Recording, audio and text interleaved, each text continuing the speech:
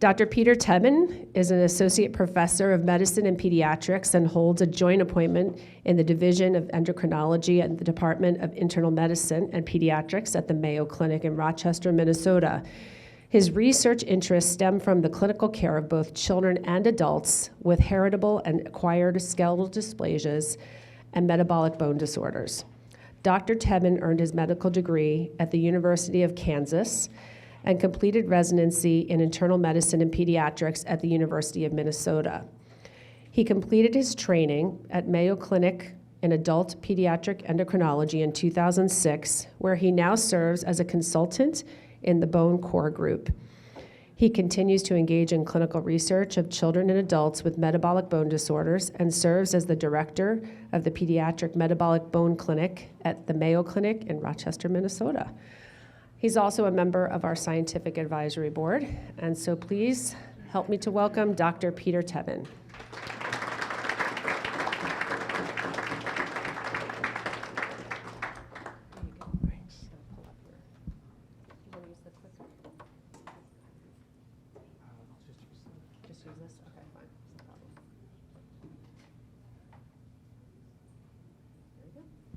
Thank you for that kind introduction and the invitation to be here. What a privilege it is to be here today with all of you.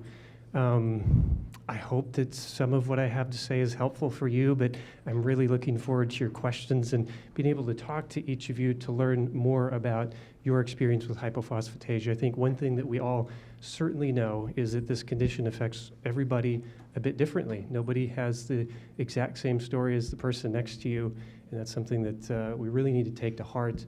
And that survey that you just did also is really eye-opening to see what are the things that are most important to you. You know, when we do a research study, we sort of pick things that we think are important, but we want to know from you what's important, what really impacts your day-to-day life. So that type of feedback that we get, I think, is really helpful. Deb is really inspiring, isn't she? I'm going to ask her, can you get your phone out and record this? I'm going to wrap this whole presentation and post it to TikTok later.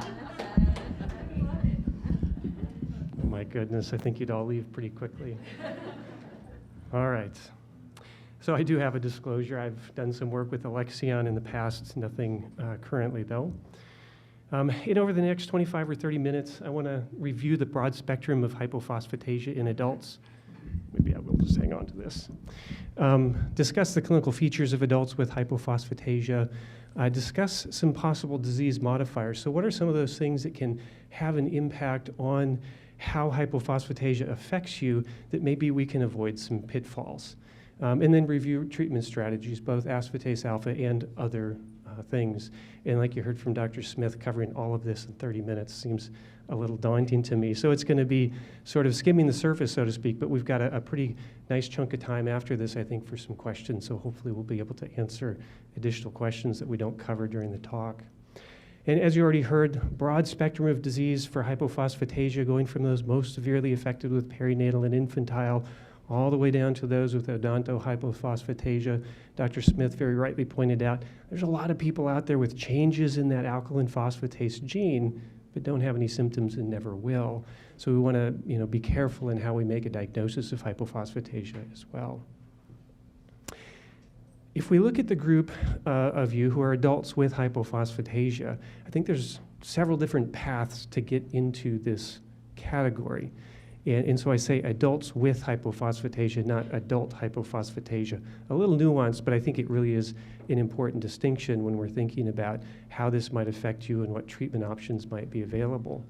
So of course, there are those who develop symptoms and have clear symptoms during childhood, and they turn 18 and they're magically now an adult and still have symptoms of hypophosphatasia. That's really not the group that we're talking about. That's what we heard about already in the last 30 minutes.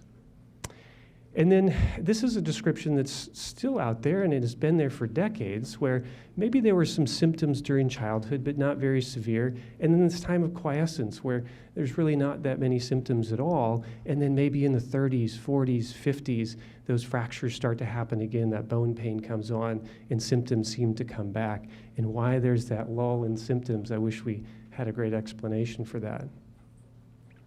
And then I think about those kids that we diagnose with odontohypophosphatasia.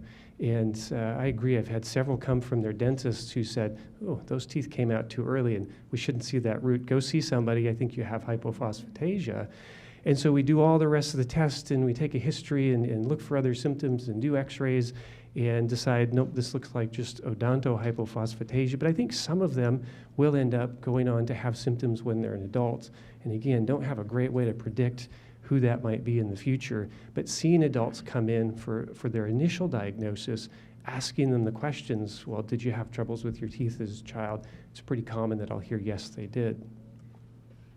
And then those that truly have symptoms that only occurred during adulthood, you can ask all the detailed questions that we can and just don't come up with anything that happened during childhood. So that's sort of that classic adult hypophosphatasia. So there's a lot of ways to sort of get into this category of being an adult with hypophosphatasia.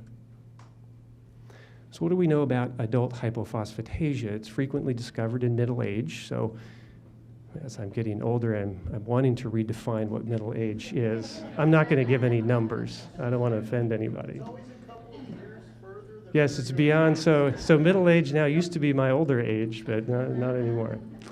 All right. Musculoskeletal complaints, even though we recognize that not everybody has bone involvement, musculoskeletal complaints are still very frequent and prominent. Fractures, but not just any kind of fracture, having these metatarsal or foot fractures that happen without a lot of trauma and can be very slow to heal, or these pseudo-fractures or cracks in the bone in the femur, the thigh bone, that again sometimes go on to have a full fracture and can be slow to heal.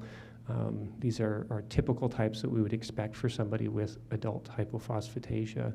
And then often lose their permanent teeth prematurely. It's a little bit of a misnomer to call them permanent teeth because if you lost them early, they're not permanent. So not just a deciduous or baby tooth problem. And some of them may have a history, some of you may have a history of bone problems as a child and then things got better, or losing those teeth early and then things got better after that. So making the diagnosis, this is something that I don't want to gloss over too much because it's really important in establishing this. And I try and simplify things, it just makes life in clinic a bit easier. So I think there are 4 important steps here. There might be some other components, but these are the main ones.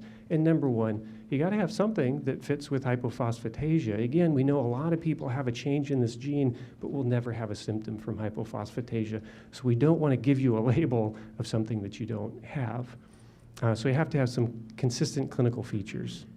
A low serum alkaline phosphatase concentration. This is recognized more today than it was maybe 15 or 20 years ago, I think in large part based on work from Soft Bones and Alexion, just trying to help labs and providers pay attention to that low level of alkaline phosphatase that's been ignored for such a long time because we're always looking for that high level. But low levels, of course, are important. And then measuring these blood and urine tests, that B6 level or PLP, or the urine phosphoethanolamine, PEA, these can be helpful and usually elevated in folks with hypophosphatasia. And then genetic testing. I put it at the end of the list not because it's not important, but again, that shouldn't be the only thing that produces a diagnosis. We need something else that goes along with having that clinical condition. We're not going to go over every line on this slide. This is just to point out that not all low alkaline phosphatase is hypophosphatasia. There's a lot of other things that can do that, so we just need to think about this. And providers, I think this is really important for us to remember that there are other things that can cause this blood test abnormality. It's not just HPP, so we need to keep an open mind. So let's do a little bit of history. So back in 1979, I was around in 1979, but I was not thinking about hypophosphatasia in 1979 like Dr. White and his colleagues were. And this is one of the earlier reports specifically talking about this adult variety of hypophosphatasia. And I'm just going to read a couple of quotes from this paper. They said, adult hypophosphatasia is the rarest form of the disorder. Well, we know that's not true anymore. We know it's more common than the more severe types. And to date, at the time this paper was written, only 15 cases had been reported in some detail in the world literature. We have more than 15 people with adult hypophosphatasia right in this room. So 1979 is a while ago, but not that far back.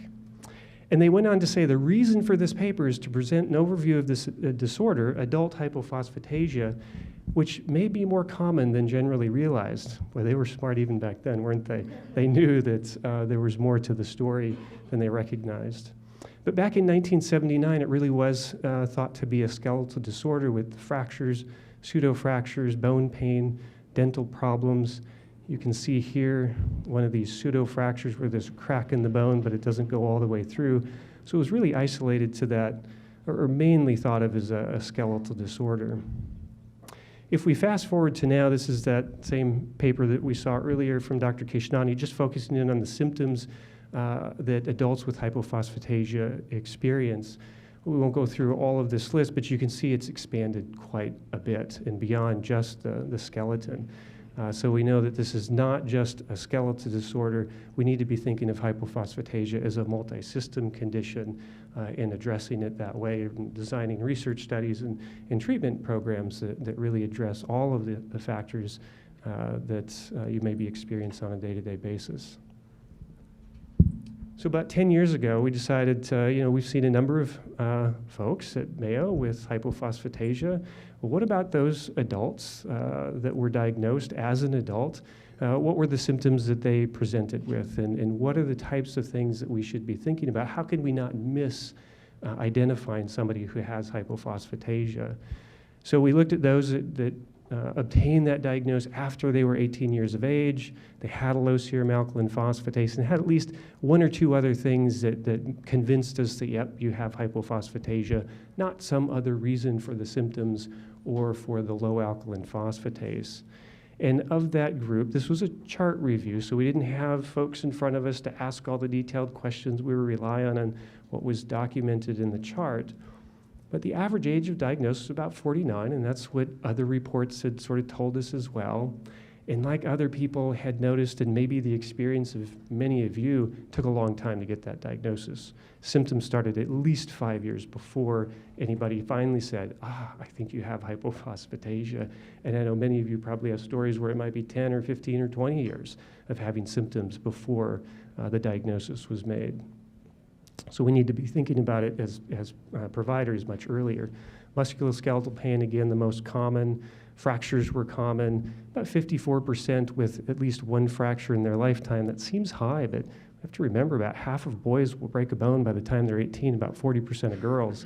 But the types of fractures were different. To have 1 in 4 have a hip or a femur fracture, those are not typical fractures for somebody who's in their 40s.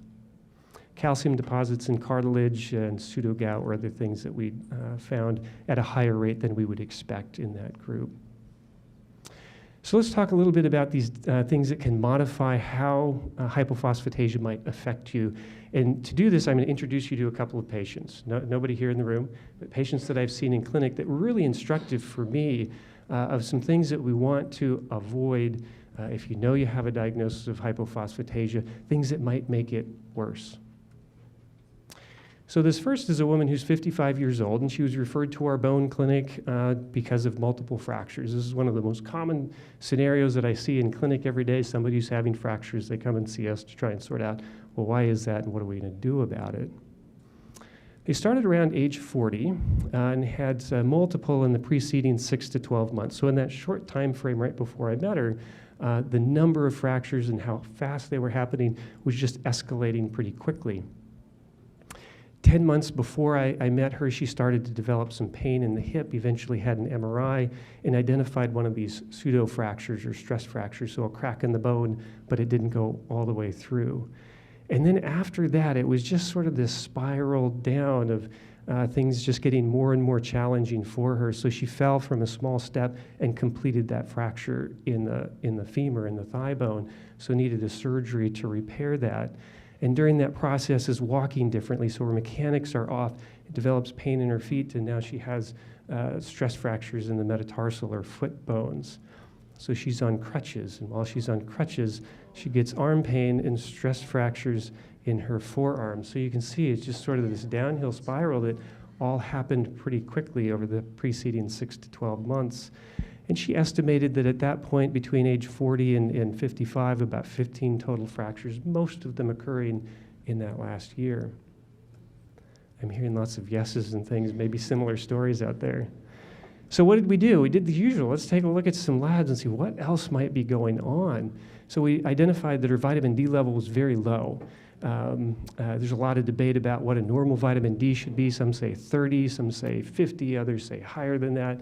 Nobody would argue that 7 is too low. Calcium was fine. Phosphorus a little bit high. This is common, not just for kids with HPP, but we see this for adults too. And of course, the alkaline phosphatase was low. This might not project really well. I put a circle around some of those metatarsal stress fractures. Yeah, it doesn't show up here very well. This fracture is a lot easier to see in her thigh bone, where you can see it's just broken in 2 pieces. That's where it had started as a small crack and then completely broke through. There was a bit more to her story, though. So as we were first meeting on that first clinic visit, she told me a story of losing some baby teeth early with the root intact. She required some foot orthotics as a child, but she couldn't remember all of the details. And she did do a consultation before I met her with Dr. Google. Sometimes Dr. Google's really smart, sometimes he's not so smart, but in this case was correct. So it's always nice when you come into our office and say, this is what I have, and we say, let's just confirm that, and it was true. So she had self-diagnosed very appropriately with hypophosphatasia. So the rest of the test results that we had done were not terribly surprising, especially the low alkaline phosphatase. So what did I learn from her? I learned that hypophosphatasia can develop in middle age, and we know that already, but other factors probably have an impact. And this isn't just the experience of me with one patient clinic. Others have talked about this as well. If you develop a severe D deficiency, that might cause problems or might exacerbate the problem with hypophosphatasia as well. And I bring this up because many of you may have heard that, gosh, you have to avoid extra calcium and vitamin D. You shouldn't do that because the blood levels might get too high, or the urine calcium might get too high and end up with kidney stones or calcification of the kidneys. And I think that's true for a lot, for many, especially the more severe varieties, the perinatal and infantile. But most adults with hypophosphatasia, with adult hypophosphatasia, that's not common at all. So we want to avoid those extremes. Don't overdo it with calcium and vitamin D, but we don't want to be on the other end of that spectrum with severe D deficiency. That's just adding another reason for bones to be unhealthy. So the second patient, this is a 62-year-old, same story, coming because she had developed some fractures. And these were metatarsal fractures, so those foot bone fractures. First one at age 41, second at age 53, and they just took a really long time to heal. Because of that second fracture, her primary care doctor got a bone density and told her you've got osteopenia. So a little bit low, but not in that osteoporosis range. But because she'd had a couple of fractures, said, let's put you on treatment with a bisphosphonate. So Fosamax, Actonel, Boniva, these are pills, by far the most common medications used to treat low bone density these days. But what they can do is they can lower that alkaline phosphatase for somebody with HPP. It's already low, and make it a bit lower. And after she took that, just for 1 year, developed a bone pain that lasted several years beyond even when she stopped the hypophosphatasia, or stopped the bisphosphonate medication. Stop the hypophosphate. Wouldn't it be nice if we could just stop having hypophosphatasia? She had normal teeth as a kid and an adult, no childhood symptoms at all, so she really hadn't experienced any other symptoms of HPP except those 2 metatarsal stress fractures, had not had bone pain outside of those fractures until she started this medication. And then always more to the story. She had a nephew with childhood onset hypophosphatasia. So just another clue that, hey, we might need to think about you a little bit differently than we would somebody else having fractures with a little bit low bone density. And again, not just my experience, others have described this as well, using bisphosphonates, so these potent anti-resorbatives that can lower alkaline phosphatase activity, potentially making the hypophosphatasia, the bone part of it, worse. So takeaway points, avoid the extremes. Don't want way too much vitamin D, but you don't want to be deficient either. So it's just a scenario where some is good, more is not necessarily better, but maybe more frequent monitoring to make sure that we're not causing troubles with high blood calcium or urine calcium if you happen to be on some supplementation. And then avoiding the anti-resorptive treatment for osteoporosis. These are the bisphosphonates, Fosamax, Actonel, Boniva, and denosumab or Prolia, these could potentially make hypophosphatasia bone problems worse and not better. All right, so now let's finish up here in the last few minutes talking about treatment strategies, both aspartase alpha, Strensiq, and other. So again, I think we need to think of adults who have hypophosphatasia in at least two different categories when we're talking about treatment. Those who have childhood onset, so clearly had symptoms when they were a child, then we know aspartase alpha is an option in the US anyway. Those who have symptoms that only began as an adult, not approved, aspartase alpha is not approved in that scenario, so we're really looking at this symptom-based approach. What is interfering with your day-to-day life, and how can we help with those symptoms that you're experiencing? Even if you do happen to be a candidate to use aspartase alpha, it doesn't mean we want to ignore everything else, because while it's a good medication, I think been helpful for many, it doesn't necessarily take away all of the symptoms of hypophosphatasia, so we still want to address those symptoms as well. So a couple of studies, none of them are very big in adults. I mean, this is an area where I think we've got a lot of room to work and to understand more, not just with aspartase alpha, but other treatment modalities, some of which we'll hear about later with pain management strategies in helping all of you manage the symptoms that you live with every day. We do tons of tests. If any of you participate in these studies, we ask you 1,000 questions and put you through 1,000 tests and take a lot of your blood and your urine. We're not going to go through all of that. But one of the consistent findings in these studies is functional ability does seem to improve. And this is that 6-minute walk test that you heard about. The bar on the left is how far can you walk in 6 minutes before you get started on treatment, and then everything else off to the right is how far can you walk after you're on treatment, stay on treatment up to 5 years. So you can see there's actually a pretty broad range. Some could only walk 10 meters at the beginning, others 620, which is pretty normal, but on average 355 and maybe getting 100 extra meters in that 6 minutes. Sort of a funny test to think about, right? Who cares how far you can walk in 6 minutes? But we have to have something that we can measure and be objective and say, yes, this does actually have an impact on what you can do. One of those other tests is this tug test or timed up and go. So you're sitting down, you stand, you walk a distance, you turn around, come back, you sit down. How long does that take? The bar on the left, again, is at the beginning before being on treatment. The bar on the right is after a year of treatment. These are all adults with hypophosphatasia, and the time it takes to do that, especially for those who were most severely affected, came down over that amount of time. Again, sort of a funny thing, not necessarily something you would care about in day-to-day life, but you probably do care about how easy is it to stand up and go get a glass of water or go do something and then come back and sit down. So there's some day-to-day practical aspect to that as well. So just a summary of what these studies have shown. We won't go into all of the nuance, but functional ability definitely seems to improve for most. Pain improved for some. I think it was probably hoped that pain would improve even more than it did. In that 1-year study, they reported the frequency, how often pain was experienced, maybe a bit less, but the intensity was still there. And for the 5-year study, it wasn't at the beginning, but later on, it seemed that the pain started to come down. And maybe that makes sense, because if a lot of the pain is musculoskeletal or bone related, bones have been unhealthy for a long time. It's not going to correct overnight necessarily. We know that for other mineral problems that can affect bones, that bone pain often takes longer to get better than we hope. Some of the quality of life parameters improved, so these are things that we ask about with all these surveys. Some of that gets better, but clearly not everything. And some were able to lessen their dependence on mobility aids, so wheelchairs, walkers, crutches, and canes, not needing to use them as much or at all.